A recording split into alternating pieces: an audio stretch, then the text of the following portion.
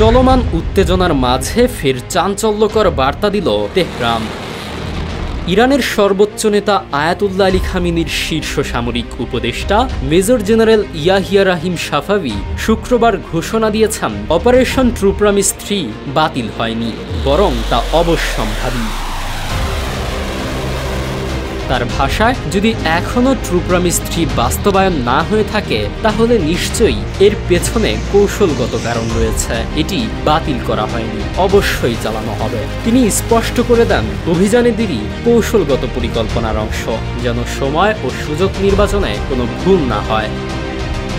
এই হুঁশিয়ারি এমন এক সময় এসেছে যখন ইরানের সশস্ত্র বাহিনীর প্রধান মেজর জেনারেল মোহাম্মদ বাগেরি ঘোষণা দিয়েছেন, ইরানের বর্তমান সামরিক শক্তি পূর্ববর্তী ট্রু প্রমিস 2 সময়কার তুলনায় 10 গুণ বেশি, যা আগে ছিল শক্তিশালী, এখন তা ভয়ঙ্কর। মন্তব্য বিশ্লেষকদের।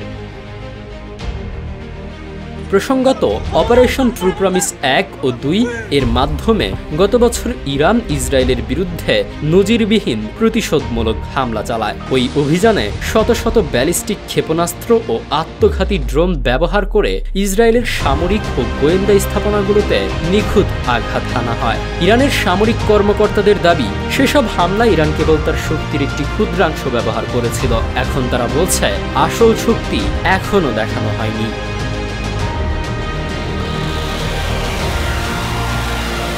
এই বার্তার পর মধ্যপ্রাচ্য জুড়ে নতুন করে উত্তেজনা তৈরি হয়েছে। ট্রু প্রমিস 3 কখন, কোথায়, কাদের লক্ষ্য করে চালানো হবে তা নিয়ে শুরু হয়েছে নানা জল্পনা।